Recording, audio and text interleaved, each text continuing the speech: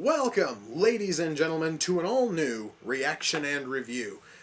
Tonight, guys, we're going to do something a little bit different, because, you see, I have always stated that the one rule of this series is I have to do movies I haven't seen. Well, tonight I'm going to break that rule, or correction, I actually am going to amend it, because this is a film that I haven't seen in like 20 years. Not only have I not seen it in probably well over 20 years, I fucking remember nothing from it minus like a 4-second long death scene. So this is pretty much like going into it for the first time. Tonight's film was released in 1985, and it was, well, it actually was a little-known animated film that basically has pretty much been all fucking but forgotten. It's called Starchaser, The Legend of Orin. Yes, guys. This film actually was originally shot in 3D, and unfortunately, I will not be able to wear these because I couldn't find a 3D copy to actually download. But you know what? It really doesn't matter because I didn't watch it in 3D when I first saw it anyway, so it's not really gonna, be a necessary thing for me at this point. Now, when I happen to say that I literally remember nothing, I actually didn't even know the title until somebody mentioned it during one of my live shows. And then I looked up the trailer and I went, well, sure as shit, this right here is the movie that I've been thinking about for the last, like, 6 years. Because I always wanted to watch it again. Tonight I'm going to get my chance. And you know what? I am really psyched because I happen to remember this movie being really good. I'm wondering if this thing has aged well at all. So, without further ado, it's time to kick back, relax, and check out Starchaser. Okay. I totally understand that it has been years since I've seen this, but I do not remember the title's font being the same one that was used in the Star Trek movies. I am not kidding you guys. If you happen to watch this, that is the first thing you are going to say when you see the title pop up on the screen. Which is a little weird, but oh well. At least the music's kind of nice. Okay, guys. You guys happen to remember earlier I was actually talking about the only thing I could remember was a 4-second long death scene? Yeah, that actually was a hell of a lot more gruesome than I actually happened to remember. It was really awesome. Jesus Christ, this film is darker than I fucking remember it, man. Holy shit. So the crystals are highly explosive. These people are mining them using essentially jackhammers, yet they explode from laser fire. You would almost think that if they can explode from that, just a simple impact from what is essentially a laser jackhammer would royally fuck up everybody in those mines, huh? I guess I was wrong. Okay, I'm gonna say this right now. I am not able to get over how creepy looking these cyborg things are. Just Jesus Christ! If you guys ever fucking watch this, yeah, these things are nightmare-inducing. Wow.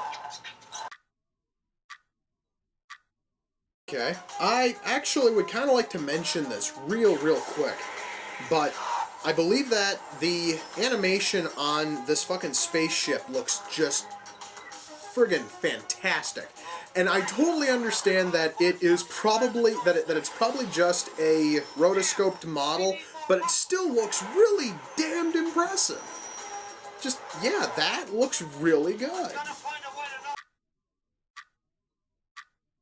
Okay. It now has definitely been a long time since I've seen this. I do not remember at any time seeing a character digging and probing into a robot's ass. But hell, it is definitely creative. So they planted an atomic bomb in his chest. In his, like, gold chest. Isn't that just a little bit excessive? I mean, they could have used like a regular... No. Atom bomb. Shit, man. Well, I guess actually that there is when you want them guaranteed dead, not just maybe dead. Somehow, somehow the idea of torturing somebody by firing a laser directly through their fucking skull seems a little bit cruel. No, no, fuck that. That is really fucked up, man.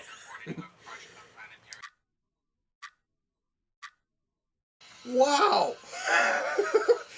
That little fucking like starfly is just freaking sadistic, man.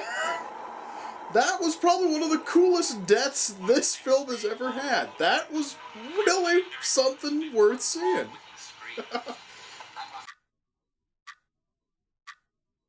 now, now I totally know that I mentioned this earlier, but I'm going to mention it. I'm going to mention it again. All of the animation which is used on these ships is some of the best I have ever seen. This really is some awesome looking stuff, guys. Well, guys, that was Starchaser: The Legend of Orin. Let me shut this off real quick. Now, I would like to start off by saying that I started this episode announcing that I have seen this movie before, but it's been well over 20 years and that I remembered nothing. And I was really doing this essentially to see if this film had aged well. And the answer is yes. This film is actually better than I actually remember it, which I didn't think was possible. Now, the film actually does have a lot of problems, but I am going to cover those, and I'm going to explain why none of those are really a bad thing, but these are problems that some people would see. I'd like to start with the animation because, well, this is kind of a big thing. Now, twice prior I mentioned the ships, and I mentioned at least once during those that the ships were probably and pretty obviously rotoscoped. And for those of you who don't know what that is, rotoscoping is when you take something, a person, a model, like something of that nature, and you basically trace over it in order to get your animation. And it looks really good with the ships, and the animation with the actual human characters is just so fluid that I kind of have a feeling that they probably also rotoscoped for them. And a lot of people would see that as a bad thing because some people happen to see, rotoscoping as cheating.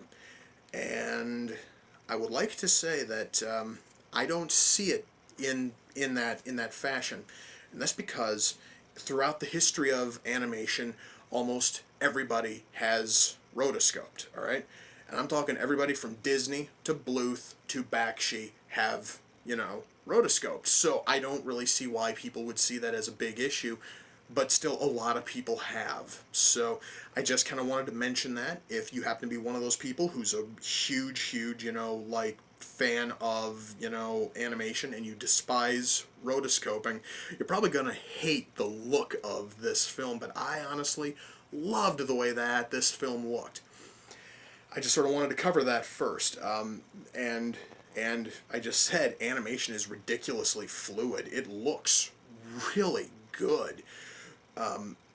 And honestly, that was something that I had no memory of because, well, I had almost no memories of this thing when I was going through it. Let's talk about the acting. The acting is really, really just it's just like fantastic acting. I would happily say that there's probably a couple of actors, like two, maybe three actors, a very, very small number of them, who were really turning in like subpar acting performances. But beyond that, though, almost everybody else, they just did a fantastic job, and you really could not ask for better acting anywhere. Um, let's talk about the writing. Writing is usually the first thing I cover, but I actually kind of wanted to save it for a little bit later because I know I'm going to get into a little bit here on writing. First of all, if we actually were to look at the story and just this story and not attempt to compare it to any other like science fiction film out there, The story is great. The story is really entertaining, and the dialogue is great. I mean, it is just some really solid stuff. Now, I have to give you guys a little bit of a history lesson because this film was made in 1985, and from around 1978 until about 1987 or so, you saw tons of science fiction movies come out which were really heavily ripping off, knocking off, and borrowing elements from Star Wars. And this film is no different. In fact, you could probably, if you really wanted to, you actually could probably sit down and you could probably compare about 3/4 of the scenes and the settings and the characters of this film to things seen in the Star Wars trilogy. Now, I personally am not I am not going to docket points for that because, well, that actually was kind of a sign of the times. Almost everybody was doing that with, fucking Star Wars, and this one actually was actually able to take it and make something interesting out of it. They actually were able to make it cool. So really, a lot of people would probably see that as a huge negative, but I don't, because it was still a great story, even though it was borrowing heavily from, Star Wars. So, again, there's just something that pretty much just has to be mentioned. The music, the music is passable. Some of it sounds really good, and a lot of it just sounds kind of bland, really. Music here is also a little bit sparse to me. It actually kind of felt like because a whole lot of the film was actually living more off of ambient sound, which is something which you don't see in a whole lot of films nowadays, because lots of films are just pumping in tons and tons and tons of music. And this film did not have to live off of that. So hell, I mean, that actually was a pretty cool thing. Now, one final thing I would like to mention, because I believe I stated earlier that this film was originally released in 3D. And I also have been very vocal in the past about flat out just hating 3D because it seems totally worthless. But for some strange reason, I am almost curious to know exactly how this thing would have looked had I actually have seen it in 3D. I am kind of fascinated by that, so I may have to find a 3D copy somewhere and actually give it a fucking watch. It certainly won't be for this series, but it actually will be for my own personal benefit. So, when all is said and done, can I recommend this film? Can I recommend Starchaser? Oh, hell yes, I can. And the good news is, guys, this thing recently was put out on DVD. You can probably find it on Amazon or eBay, or you might be able to find it on Netflix. I don't really know because I don't use Netflix. So you guys are just going to have to, look around for it. I would highly recommend this movie to everyone.